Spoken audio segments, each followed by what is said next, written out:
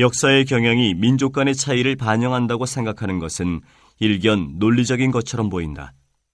물론 우리는 대중 앞에서 그렇게 말하면 예의에 어긋난다고 배웠다.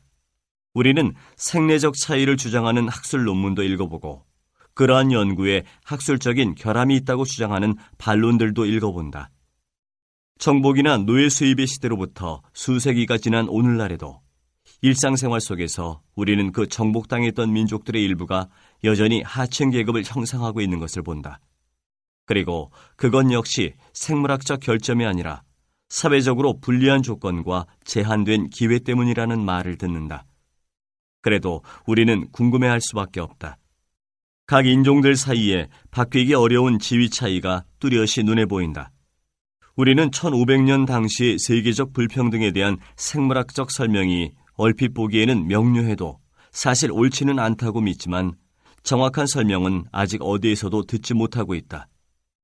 역사의 광범위한 경향에 대하여 모두가 동의할 수 있는 어떤 상세하고 설득력 있는 설명이 나올 때까지 대부분의 사람들은 아마 인종차별적인 생물학적 설명이 정확할지도 모른다고 생각할 것이다. 그것이야말로 내가 이 책을 쓰는 가장 중요한 이유다. 역사 진행의 차이는 환경적 차이 때문이다. 기자들은 저자에게 한 권의 긴 책을 한 문장으로 요약해달라고 요청하는 경우가 많다. 이 책에서 그와 같은 문장을 만들자면 다음과 같다. 민족마다 역사가 다르게 진행된 것은 각 민족의 생물학적 차이 때문이 아니라 환경적 차이 때문이다. 물론 지리적 환경과 생태 환경이 사회 발달에 영향을 미친다는 생각은 이미 오래전부터 해왔다. 그러나 오늘날의 역사학자들은 그러한 관점을 별로 존중하지 않는다. 그들은 이 관점이 틀렸다거나 너무 단순하다고 생각하고 또는 환경 결정론으로 못 박아서 무시하거나 전 세계적인 불균형을 이해하려는 노력 자체가 너무 어렵다는 이유로 보류해버린다.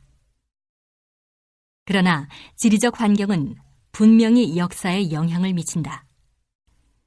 문제는 그 영향력이 얼마나 큰지, 그리고 과연 역사의 광범위한 경향도 지리적 환경으로 설명할 수 있는지를 밝혀내는 일이다. 이제 그와 같은 문제들을 새롭게 살펴볼 시기가 무르익었다. 인류의 역사와는 별로 관계가 없는 듯했던 자연과학 분야에서 새로운 정보가 쏟아져 나왔기 때문이다.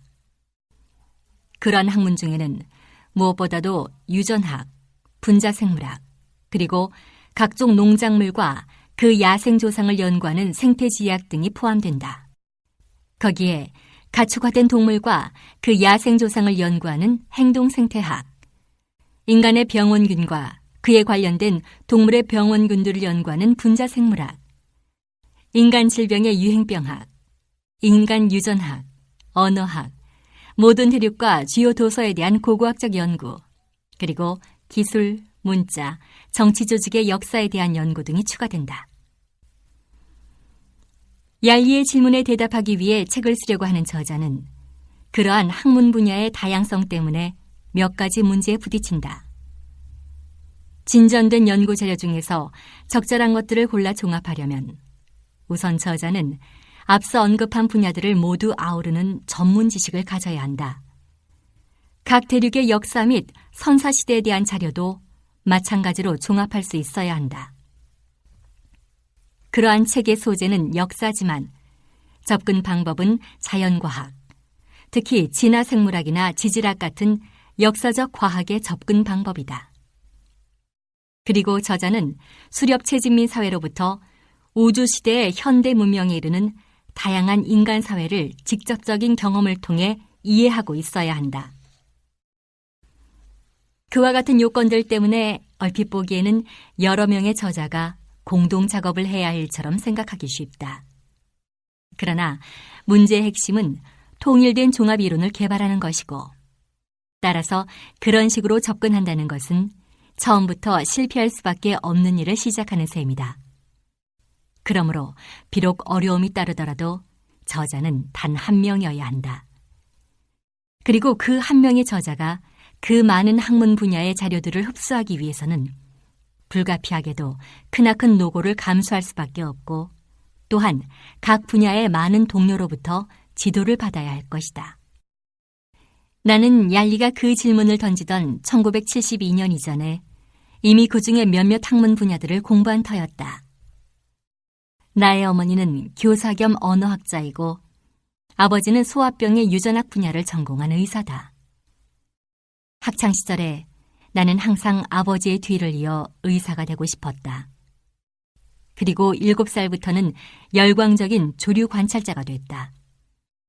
그러므로 대학교 4학년에 이르러 의학을 전공하겠다는 처음의 목표를 생태학으로 바꾼 것도 그리 어려운 일은 아니었다. 그러나 초중고등학교 및 학부 시절 동안 내가 받은 교육은 주로 어학, 역사학, 작문 등이었다.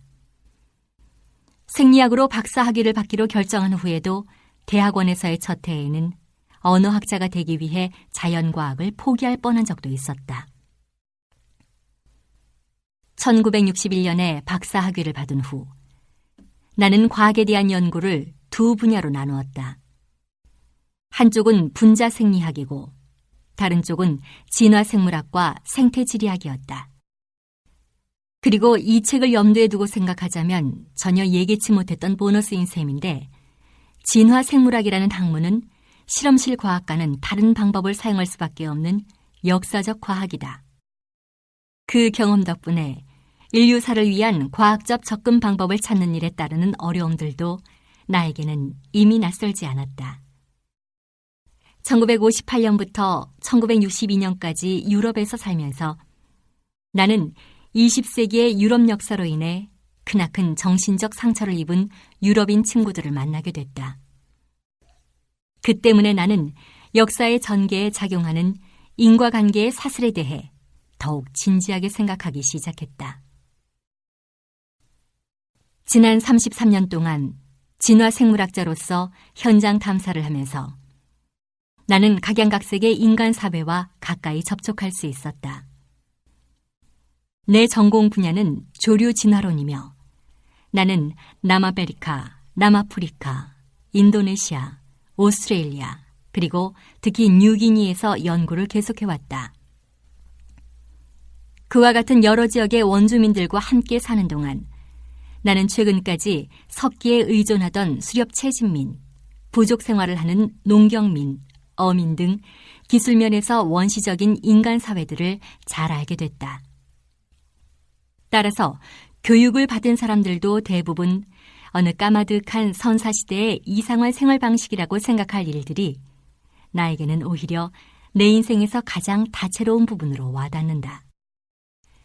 가령 뉴기니는 세계 육지 면적에서 아주 작은 부분에 불과하지만 그 땅에 사는 사람들의 다양성 면에서 보자면 세계적으로도 불균형이라고 할 만큼 큰 비율을 차지하고 있다. 현대 세계의 6천여 개 언어 중에서 1,000여 개가 뉴기니에 집중돼 있다. 뉴기니의 세대를 연구하는 과정에서 그 많은 언어에 대한 나의 관심도 되살아났다. 거의 100여 개에 달하는 뉴기니 언어에서 사용되는 각종 새들의 지역별 명칭을 정리해야 했기 때문이었다. 그러한 여러 가지 관심으로부터 생겨난 것이 바로 내가 최근에 썼던 제3의 침팬지로 거기서는 일반 독자를 대상으로 인간의 진화를 다루었다. 그 책의 제14장 어쩌다가 정복자가 된 인간들은 유럽인과 아메리카 원주민의 만남에서 빚어진 결과를 이해하려는 시도였다. 그 책을 완성한 후 나는 선사시대뿐만이 아니라 현대에 이루어진 상이한 민족 간의 만남도 역시 비슷한 의문들을 제기한다는 것을 깨달았다. 바로 14장에서 내가 고심했던 의문은 장소가 바뀌었을 뿐 본질적으로는 1972년에 얄리가 나에게 던졌던 질문과 동일한 것임을 알게 됐던 것이다. 그리하여 마침내 나는 수많은 친구들의 도움을 얻어 얄리의 그리고 나의 호기심을 만족시켜보려고 한다. 역사란 지겨운 사실들의 나열에 불과한 것이 아니다. 이 책은 모두 4부로 나누어져 있다. 1부 인간 사회의 다양한 운명의 갈림길은 세 개의 장으로 구성되었다. 1장에서는 우리가 유인원으로부터 분기된 700만 년 전부터 최종 빙하기가 끝난 1만 3천 년 전에 이르기까지 인류의 진화와 그 역사를 아주 간략하게 훑어본다. 흔히 문명의 발흥이라는 용어로 뭉뚱그려지는 각종 사건들이 일어나기 직전에 세계는 과연 어떠한 상황이었는지를 이해하기 위하여 우선 아프리카에서 기원한 인류의 조상들이 차츰 다른 대륙들로 퍼져나간 과정을 더듬어 본다. 그것을 통해 일부 대륙에서 인류의 발전은 기타 대륙에서의 발전보다 시간적으로 앞섰다는 사실이 드러나게 된다. 이 장은 지난 1만 3천 년에 걸쳐 각 대륙의 환경이 역사에 미친 영향을 탐구하기 위한 준비 과정에 해당하는 것으로 시간과 공간을 축소시켜 섬의 환경이 그곳의 역사에 미친 영향들을 간단히 고찰한다. 지금으로부터 약 3,200년 전에 폴리네시아인의 조상들이 태평양 일대로 진출했을 때 그들은 환경이 제각기 판이하게 다른 수많은 섬을 발견했다. 그로부터 몇천 년이 지나는 동안 처음에는 단 하나의 사회에서 출발했던 폴리네시아인들은 그렇게 각양각색인 여러 섬에서 각각 수렵 채집민 부족으로부터 원시 제국에 이르기까지 각양각색의 파생 사회를 낳게 된다.